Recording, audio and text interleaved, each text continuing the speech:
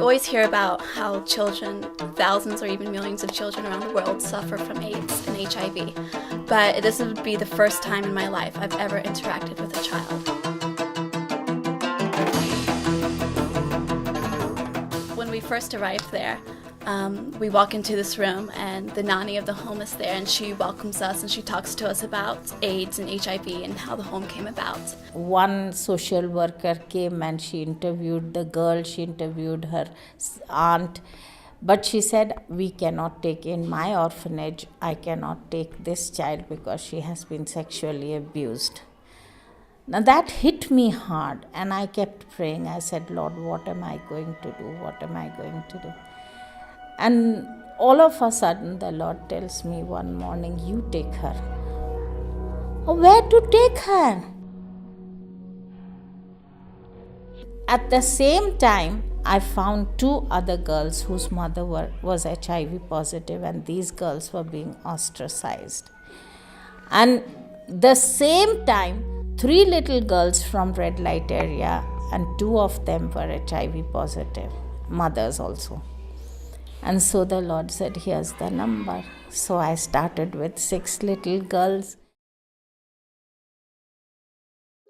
We were just kind of going up to kids and trying to talk to them, and at first they were just really shy and really reserved, and they didn't really know how to act around us. And so I was like, all right, they're playing hard to get. So I just kind of followed them around the back of the building, and then I saw this one kid with like snot crusted on his nose, and he like scowled at me and then ran away. I was like, man, he's sassy. So at that point, I think that's kind of when I chose to pick him. And they put on the song I Am Free, and she knew the song word for word. So I'm singing and I'm holding her and we're dancing around, and the song was on about 4 or 5 times, and it was like the 5th time, and I stopped singing because I just got really tired. And she looks at me and she grabs me and she's like, no, you are free, you are free. So here I was at a home for kids with HIV and AIDS, and she's telling me that I'm free.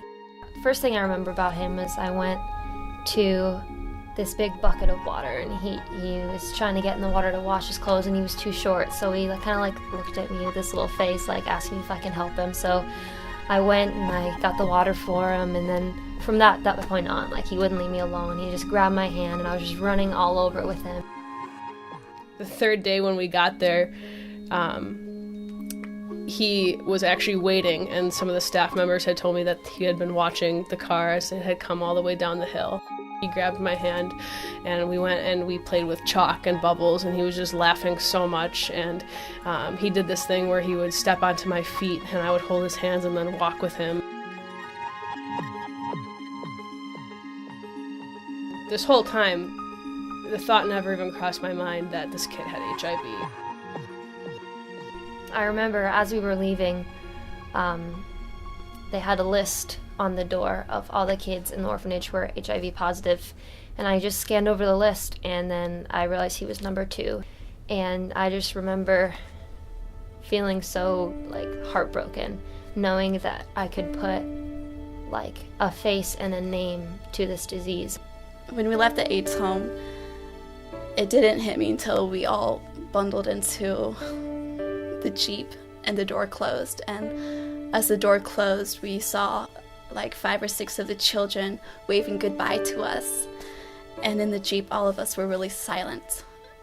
And you could almost hear the tears fall from our cheeks. So later that night, I was just wrestling it out with God. Like, what did these kids do to deserve this? Like, what am I doing here helping them? Like, does it even make a difference at all? And the answer God gave me was that he thanked me for being his hands to hug them, and he thanked me for being his heart to love them.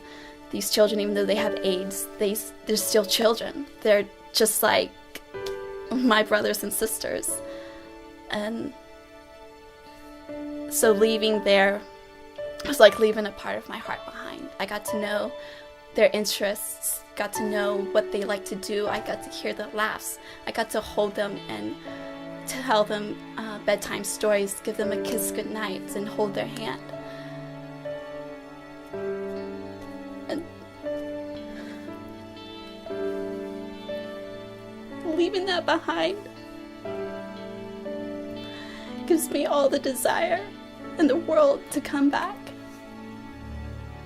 Just because I know my time in India is not forgotten, it does not go unnoticed. Because when you share love, it changes your life.